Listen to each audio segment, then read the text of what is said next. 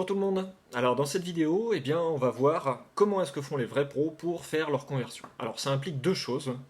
La première, c'est qu'il faut que vous connaissiez le tableau avec ses différents sous-multiples et ses multiples absolument par cœur. Et il faut que vous soyez capable de manier assez facilement les puissances de 10. Donc dans la vidéo, de manière à ce que ce soit plus facile de comprendre, je vais vous afficher le tableau de conversion, mais il faut bien être conscient que tout ça, normalement, ça doit se passer dans votre tête. Sinon, vous allez perdre du temps à faire le tableau et ça ne sert à rien. Donc voici la méthode. Comme d'habitude, je vais prendre deux exemples qui vont me permettre d'illustrer. Alors la méthode est toute simple.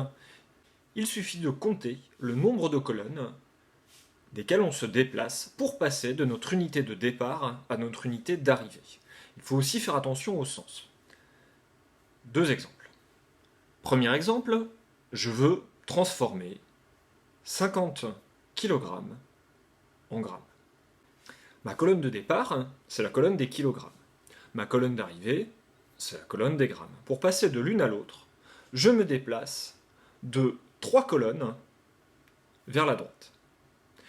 Lorsque je vais faire mon calcul, je vais multiplier par 10 puissance 3. Et j'obtiens mon résultat. Donc si je transforme mon 10 puissance 3, c'est égal à multiplier par 1000. On retombe sur ce qu'on avait dans la vidéo précédente.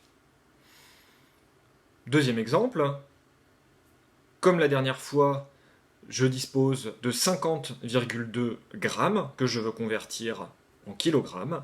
Dans ce cas-là, si je compte, je dois me déplacer de 3 colonnes vers la gauche cette fois, donc je vais multiplier par 10 puissance moins 3.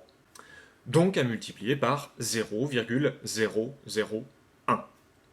Donc comme vous voyez, c'est exactement la même façon de travailler que dans la méthode précédente, sauf qu'on va aller beaucoup plus vite. Ça peut se faire de tête, et on obtient directement à la fin un nombre qui est écrit en écriture scientifique. Alors comme dans l'étape précédente, on fait bien attention à vérifier son résultat à la fin, c'est-à-dire que normalement, si je suis passé d'une unité plus grande à une unité plus petite, je dois avoir un nombre plus grand. Si je suis passé d'une unité plus petite à une unité plus grande, je dois avoir un nombre plus petit qu'auparavant. Voilà. Donc c'est la fin de cette méthode. Entraînez-vous, progressez, et vous allez devenir de vrais pros de la conversion. Bonne journée à tout le monde. Au revoir.